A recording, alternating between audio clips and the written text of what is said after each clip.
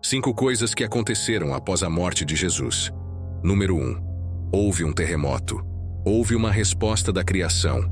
Após a morte de Jesus, lemos que a terra tremeu e as rochas se partiram. A própria natureza foi abalada pela morte do Filho de Deus. Mateus afirma que a terra tremeu e as rochas se partiram. Essa linguagem sugere que esta é uma reação terrena significativa aos eventos divinos na cruz. Número 2. Os túmulos se abriram. Mateus registra um incidente que não é encontrado em nenhum dos outros evangelhos. Os túmulos se abriram e muitos corpos dos santos, o povo de Deus que havia adormecido na morte, foram ressuscitados. Após sua ressurreição, eles saíram dos túmulos, entraram na cidade santa, Jerusalém, e apareceram a muitos. Mateus 27, 52, 53. Terremotos podem danificar túmulos, pois eram esculpidos na pedra. A ressurreição dos corpos só pode ser atribuída à ação direta de Deus, implicando que Ele está por trás do terremoto.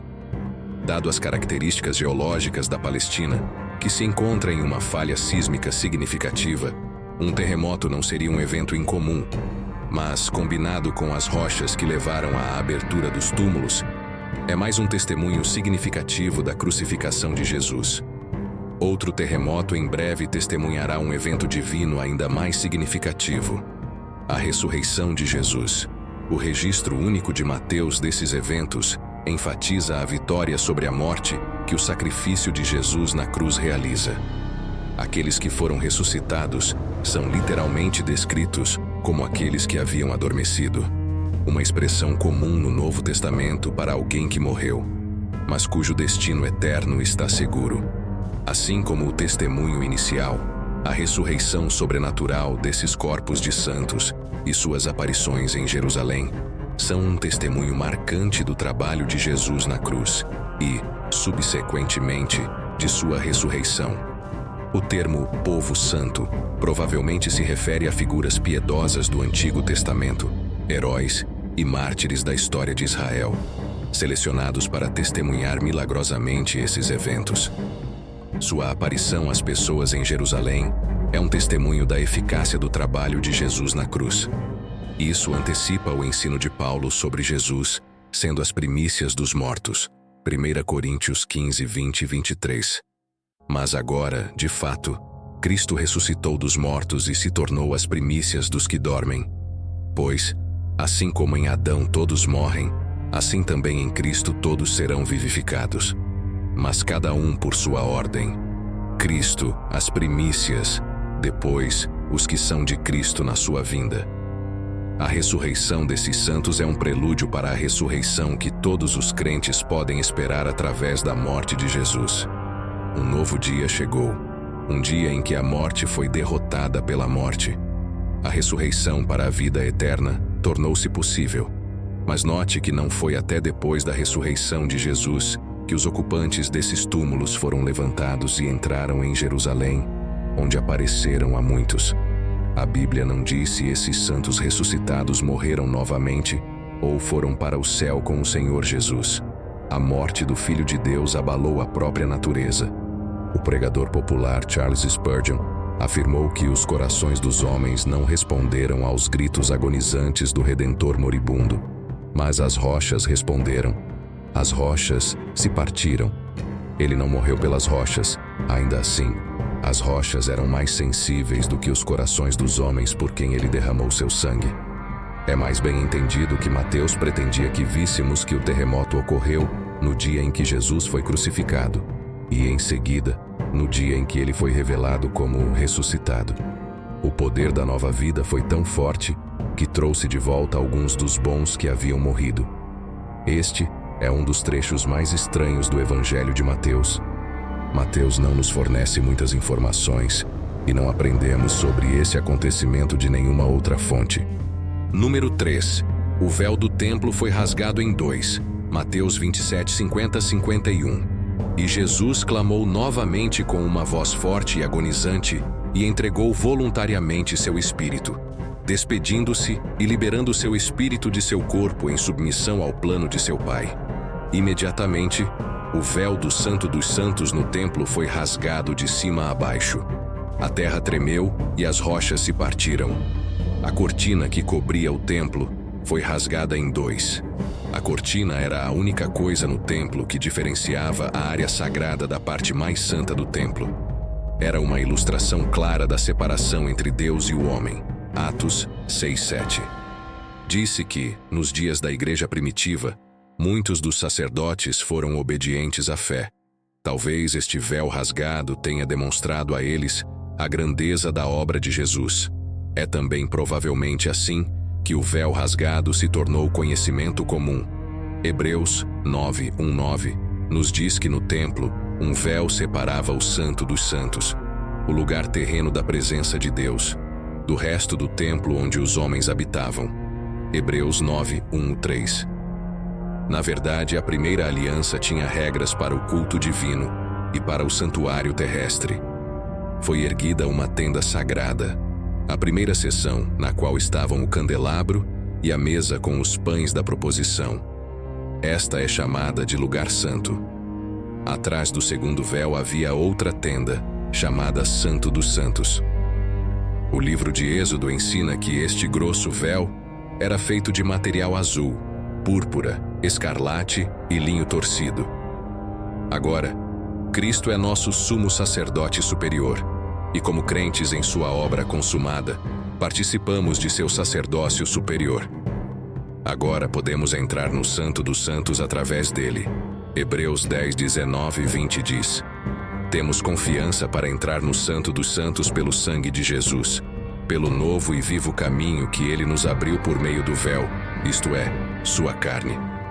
Ao olharmos para esta cena, vemos uma imagem da carne de Jesus sendo rasgada por nós, assim como ele estava rasgando o véu por nós. O livro de Hebreus fornece uma explicação gloriosamente detalhada do profundo significado associado ao rasgar do véu. O véu, que sempre pendia no templo, servia como um lembrete constante de que o pecado torna os humanos indignos de estar na presença de Deus. O fato de que a oferta pelo pecado era apresentada uma vez por ano, além das inúmeras outras ofertas apresentadas diariamente, era uma ilustração flagrante da realidade de que o pecado realmente não podia ser expiado ou erradicado por simples sacrifícios de animais. Por causa do que Jesus Cristo fez na cruz, as barreiras que costumavam separar Deus e o povo foram destruídas, e agora podemos nos aproximar de Deus com confiança e ousadia. Hebreus 4:14-16. Portanto, visto que temos um grande sumo sacerdote que penetrou os céus, Jesus, o Filho de Deus, retenhamo-nos a nossa confissão, porque não temos um sumo sacerdote que não possa compadecer-se das nossas fraquezas, mas um que foi tentado em todas as coisas, à nossa semelhança, mas sem pecado. Aproximemo-nos, portanto, do trono da graça com confiança, para que recebamos misericórdia e achamos graça para socorro em ocasião oportuna. O corpo de Jesus foi rasgado, e assim foi o véu, cada um significando que agora podemos nos aproximar de Deus com ousadia. Temos um sumo sacerdote que preside sobre os tribunais celestiais para garantir que o crente tenha pleno acesso. No momento em que Cristo morreu, a pesada cortina tecida que separava as duas principais salas do templo foi rasgada por uma mão invisível de cima para baixo. A morte do Filho de Deus também foi acompanhada por grandes tremores no mundo natural, como se houvesse algum tipo de conexão emocional entre a criação inanimada e aquele que a fez. Número 4. Houve escuridão sobre toda a terra. Mateus 27:45. Agora, desde a 6ª hora, meio-dia, houve escuridão sobre toda a terra até a 9ª hora. Houve uma escuridão densa sobre toda a terra. Agora, as Escrituras se cumpriram. Amós 8:8-9. E acontecerá naquele dia, diz o Senhor Deus, que farei o sol se pôr ao meio-dia e escurecerei a terra em pleno dia. Frequentemente, Cristo era solicitado por um sinal do céu, e agora eles tiveram um, mas que significava a cegueira de seus olhos. Nesse ponto da tarde, seria meio-dia, e a escuridão continuaria até a 9ª, que seria às 15h00. Esta escuridão sobrenatural apareceu quando o sol estava em seu brilho máximo. Como a lua estava cheia, não poderia ter sido causada por um eclipse, pois não pode se interpor entre a terra e o sol quando está cheia. A intervenção rápida de Deus não só trouxe essa escuridão. O conhecimento astronômico da época era rudimentar. Fon também menciona um terremoto, o que alinha sua história de perto com o registro sagrado. A criação não poderia manchar o erro diante de seu Criador. Portanto, o sol retirou seus raios para não testemunhar os atos dos ímpios. A escuridão ocorrendo em um momento tão crítico pode significar várias coisas. Primeiro, a escuridão estava associada na antiguidade com luto. A escuridão também estava associada à morte de grandes homens. Tanto leitores gentios quanto judeus poderiam entender a escuridão como um sinal cósmico acompanhando a morte de um rei. Além disso, a escuridão era um sinal do julgamento de Deus. Os túmulos foram abertos e muitos corpos dos santos, o povo de Deus que havia adormecido na morte, foram ressuscitados.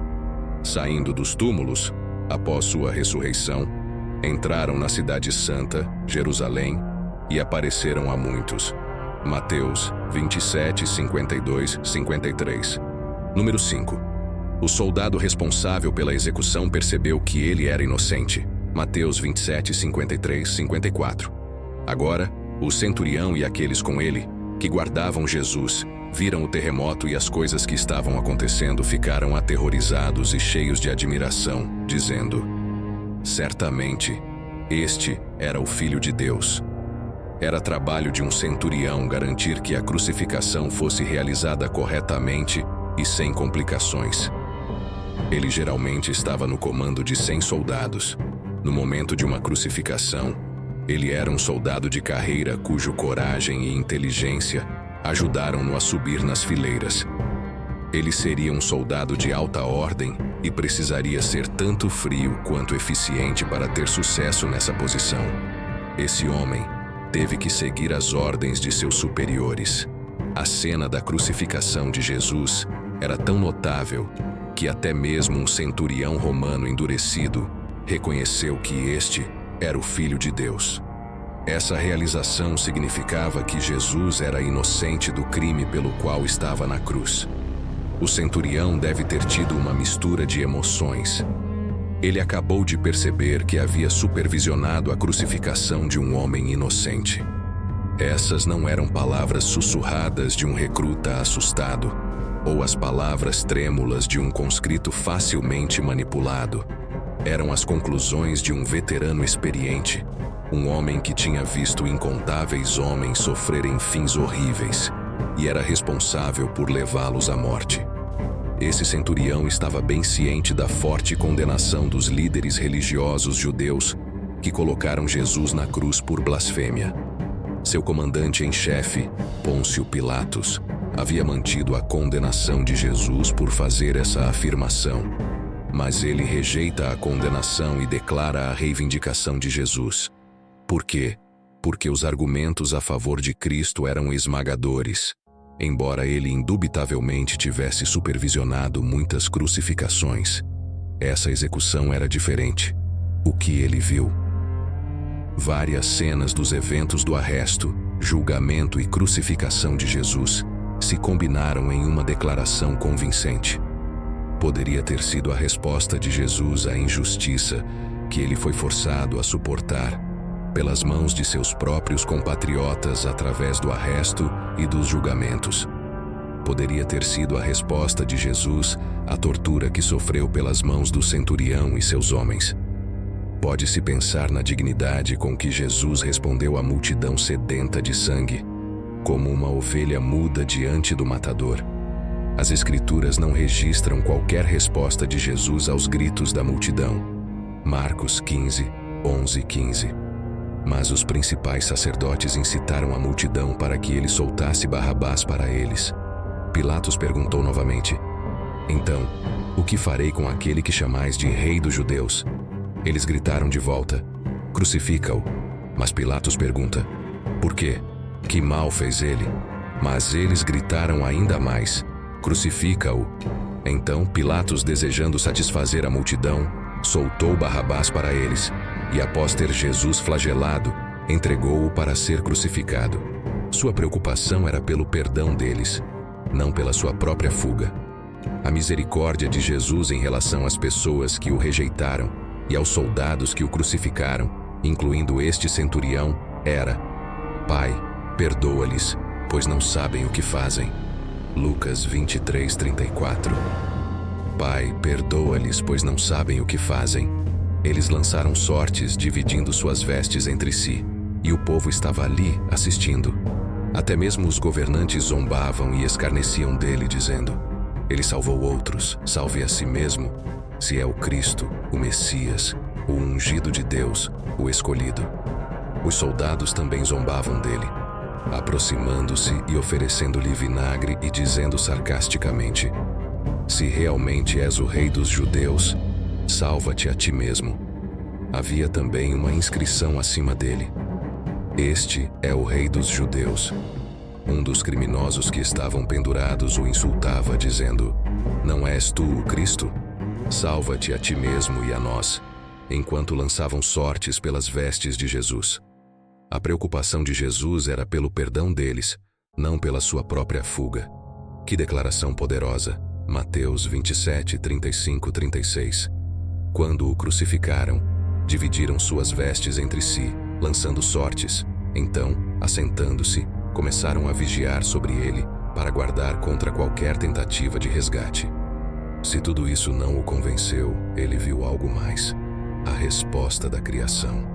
Claramente, o centurião ficou chocado ao testemunhar um evento tão dramático durante as horas finais de Cristo, especialmente porque ele nunca tinha visto nada igual antes. Teve um impacto quase imensurável sobre ele. O centurião viu, ouviu e sentiu todos os eventos da crucificação e morte de Cristo. Como resultado, ele e suas tropas ficaram extremamente aterrorizados. Mesmo que o centurião e seu grupo de soldados tivessem aprendido a lidar com o medo, agora estavam experimentando terror puro. É esta poderosa cruz e o amor demonstrado ali que move corações. Até mesmo o coração endurecido e cansado de um soldado de carreira, da morte para a vida. Um velho ditado diz: o chão é sempre nivelado ao pé da cruz. Isso era assim no primeiro século, e ainda é hoje. O pé da cruz é onde todos, pobres e ricos, encontram terreno nivelado para se ajoelhar e abraçar o Cristo que morreu por eles.